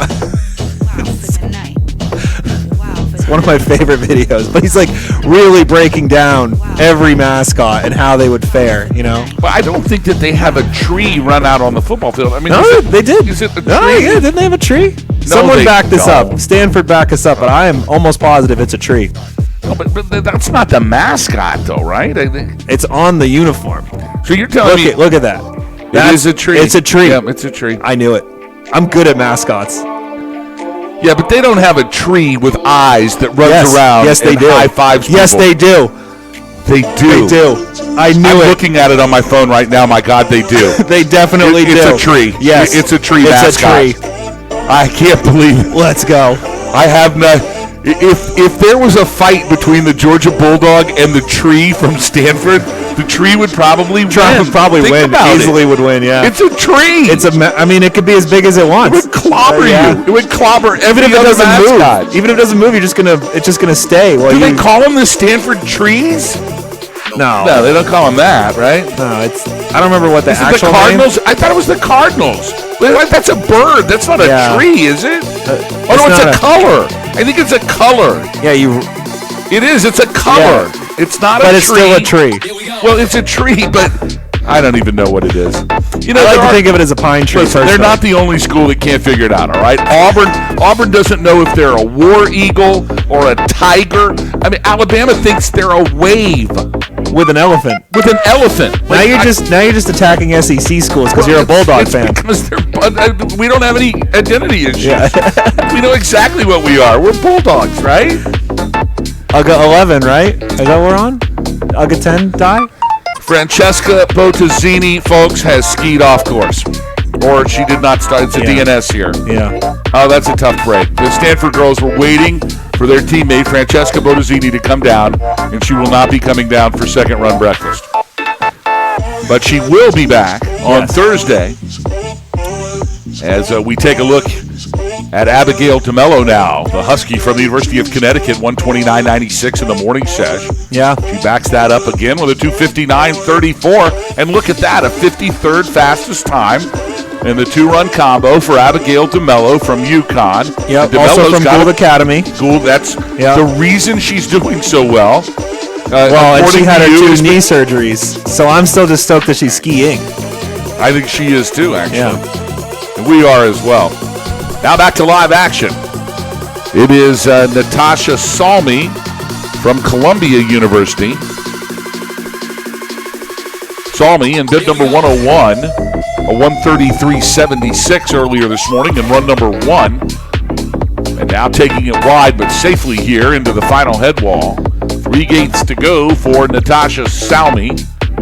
Great to see Columbia here this year, having a great regional championship last week. And Salmi safely into the finish corral with a 2:50. Now check that, a 3:09.72. Salmi's got to be happy with that. And bib number 101, big smile for mom and dad here. And boy, isn't it great to see how much fun these kids are having. Yeah, and with that, we've now passed into our last 10 racers. So that was bib 83, and we have 93 starts in the second run. Kate Connolly from Hamilton College now. Down the head wall she comes. She can spot the finish line. A lot of the times it's like a marathon racer, man. When they see the finish line, all of a sudden the body does something, and then you just don't know what's going to happen next. Hang on for dear life. But she was able to hang on, and a good second run for Kate Connolly out of Hamilton College, wearing bib number 87. Kate with a 3:06.62 combined time, and she will post the 58th finish slot here in the 2024 USCSA National Championships. You know, you go back to the record books, and that is always going to be in there. Yeah, forever.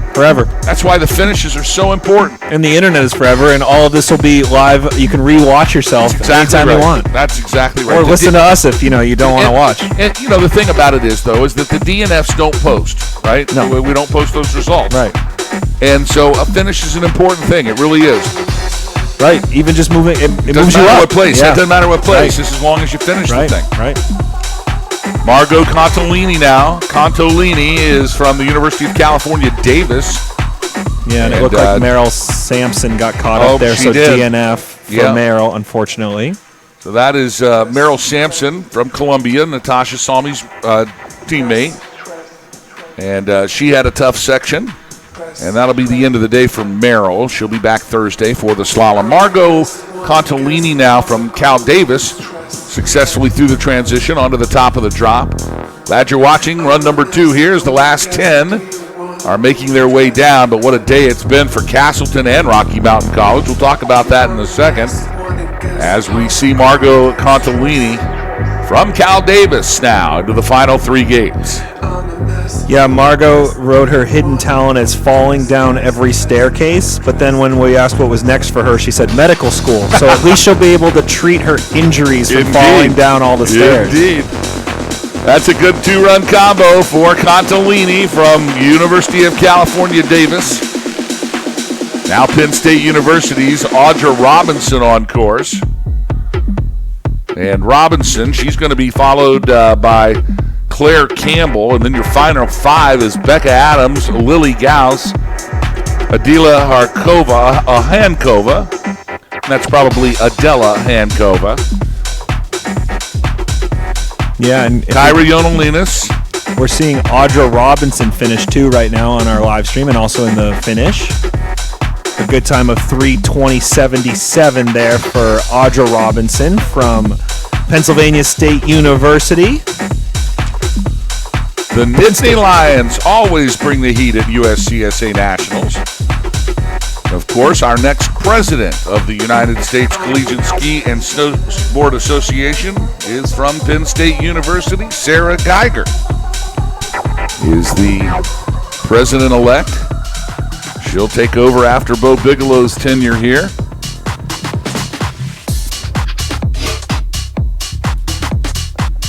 Looks like Claire Campbell is now on course, followed by Becca Adams.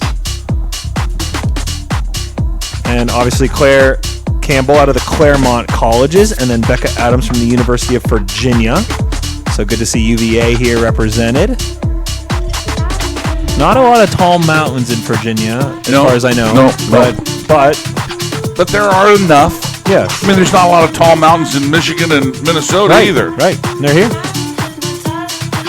I know in the South we ski at Sugar Mountain in North Carolina. That's a kind of a big mountain. It's not that big, but yeah, but you use what you got. Yeah, you get what you get. We had a champion in snowboard from Ohio State University about 5 years ago, and he practiced on a quarter pipe that they built in the parking lot of the basketball arena. Yeah. He never all he had. was on snow. Yeah. Like he just was on a carpet on a piece of wood in the parking lot. And Wasn't he could throw it down. Right. He Wasn't it like the Jamaican bobsled team? He, like he won a national championship. Yeah. It's unbelievable. Lily Gauss from Lafayette. Unfortunately, is not going to be coming down across the finish line. That's the end of the day for her. Claire Campbell from the Claremont Colleges did cross the line. 3:21.38. Audra Robinson also as well. Just wanted to make sure we had caught up on all of those. Yep. Now it's Becca Adams. Becca from University of Virginia, Charlottesville's best. The Cavaliers, they looked great last night at opening ceremonies. And Becca with a two-run combo of 3:18.24, and she's glad the GS race is over. She wants to go to the slalom race on Thursday, and she'll be here for the slalom race. 9:30 on Thursday morning. She is going to compete, I think. I think she's in the slalom if I look at my start list here. So congratulations to her. Great to see Becca Adams here. Adela Hankova from the University of California, San Diego will be next. Yeah, we're closing in on our final three racers for the women's GS run. So everybody having fun drinking the Celsius out there. Look. Oh, waterfall action. That's exactly what's happening. He's got an extra can. He'll need that in about an hour. He won't Stone Cold Steve Austin those. He plans on going to sleep next week. Because why do you need any sleep this week, right? Shouldn't be sleeping at all.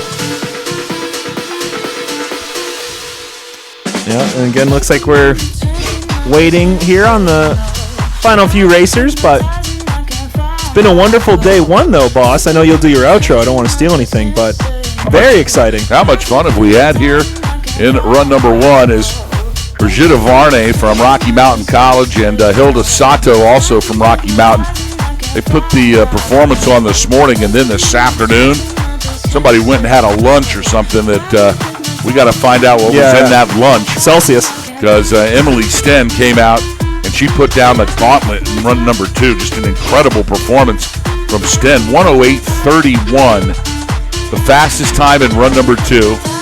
She put it behind Sato by more than a second, and that took her from being behind a half a second to being ahead by 0.6 of a second. That is an incredible second-run performance from Castleton University's Emily Sten. Adela Hankova has now entered the course, as well as Kira.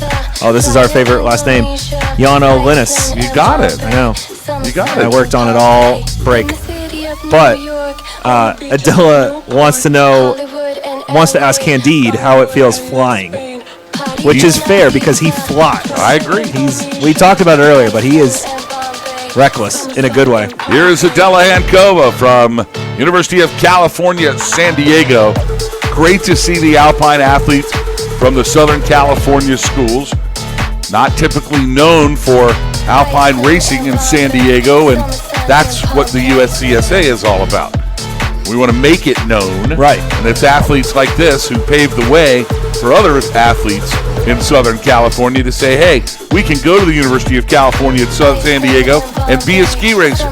And it's people like Adela Hankova that make that known and lead the pack. So congratulations to Adela, a good two-run combo for Cal San Diego's Adela Hankova. Kira Yanolinis now From the Claremont Colleges, 148.49 in run number 1. She'll be the next racer to come down as we'll grab her at the head wall as she makes the transition now. And dropping down to Draper's Drop, it's Kira Yanolinas. Nice work, see? We're really getting it. But, yeah, Kira, first national championship here. She wears a fairy wand on her helmet during the regionals for good luck and extra speed. I don't see it today, though, yet. Maybe she has it on. You don't know. Yeah, well, I only knew because she told me, but I don't see it on the helmet. Yeah, I don't see the wand. The magic wand is not on the helmet, but we're going to ask her about that. We got to find out where the... Oh, is it here? No, is I it think in her speed suit? It might be in her speed suit. She's going to... If she pulls out the magic wand like a Sharpie, it's going to be fantastic. It's a good two-run combo for Kira from the Claremont Colleges. 346.73, 65th here at her first USCSA National Championship. Not a bad start to a career of championship racing here in the USCSA for sure. Our final racer of run number 2 now from the University of California, San Diego, is Emily Way.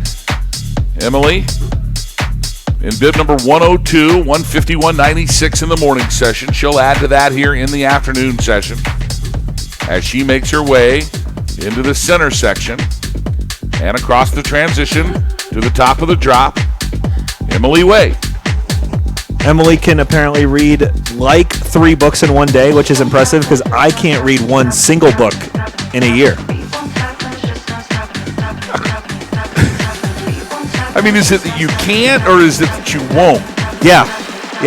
That's what I thought. That's exactly what I thought.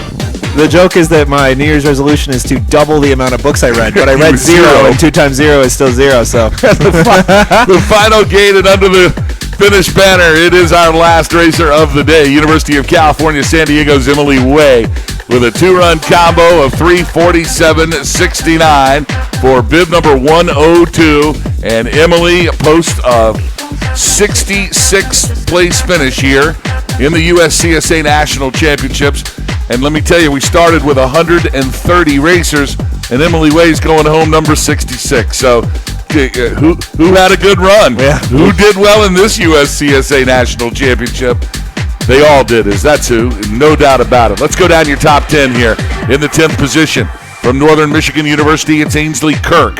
In 9th, St. Olaf's, Mir Ishamaru. In the 8th place, it's Babson's Julia Wyachek. Lauren Coulson from the University of Michigan taking 7th.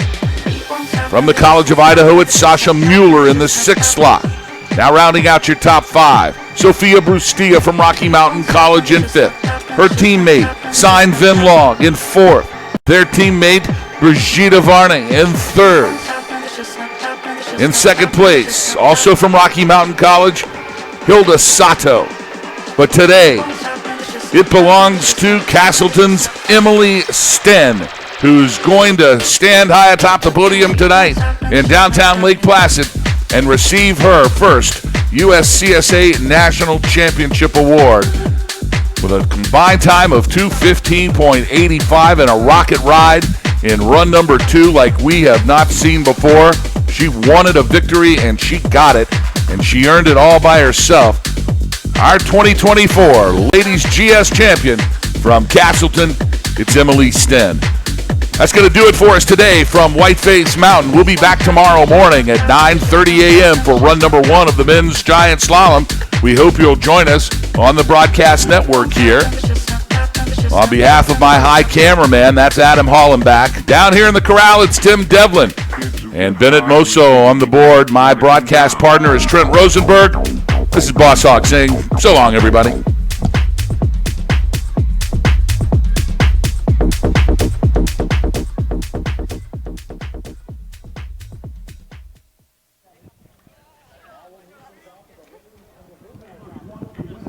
Championship 2 in a row. One in Bend, Oregon, and Oregon. 2015 up on our feet now. Here's some vice temperature. All right, 10 heat 2 and ready. Riders ready. Attention.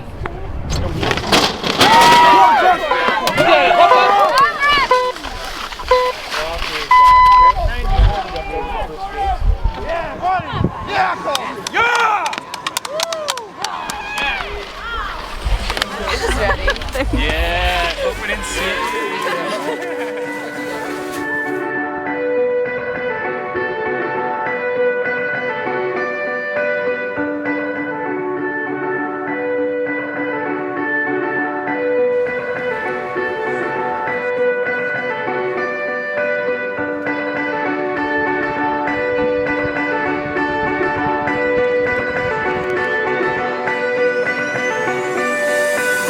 If you're looking for a diamond, you gotta sift through the gold.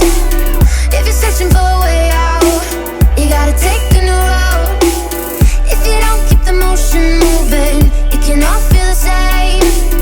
In the heart of the city, where the streets are the veins. Oh, when I'm running low. Oh, when the river's dry. Oh, can you help me go on? One more time, we're gonna get up for this. We're never gonna run and hide. If I get tired and say that I wanna change my mind, pull me in a circle so I can change it one more time. Pull me in a circle, circle, circle. Pull me in a circle, circle, circle.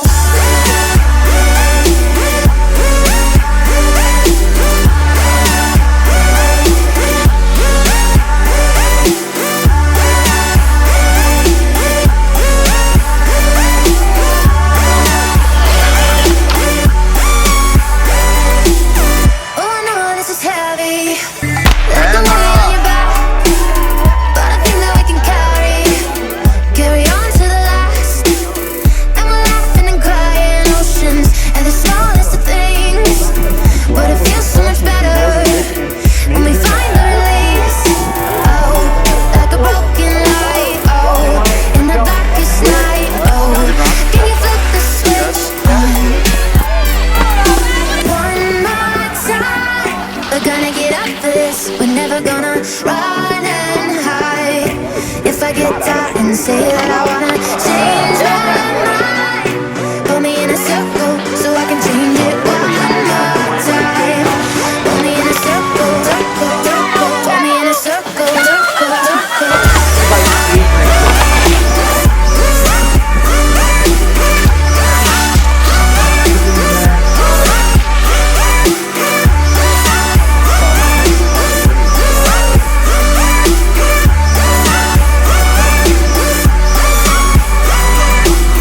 I don't know where I'm going, but I know where I've been. And it's never in the knowing, it's in the not giving in. And when the earth is slipping, tripping right underneath our feet, remember we're not finished, we're not finished. I don't know where I'm going, but I know where I've been. And it's never in the knowing, it's in the not giving in. And when the earth is slipping, tripping right underneath our feet, remember we're not finished, we're not finished. One more time, we're gonna get up for this. We're never gonna run and hide. If I get tired and say that I wanna change my mind, pull me in a circle so I can change it one more time. Pull me in a circle, circle, circle. Pull me in a circle, circle, circle.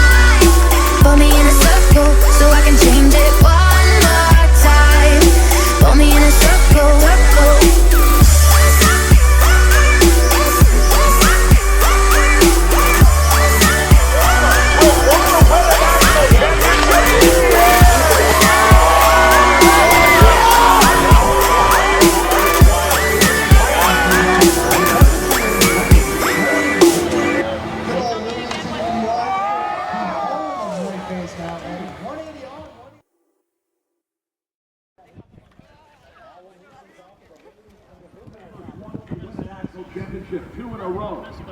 One in Bend, Oregon in 2015, now in Lake Placid. Will the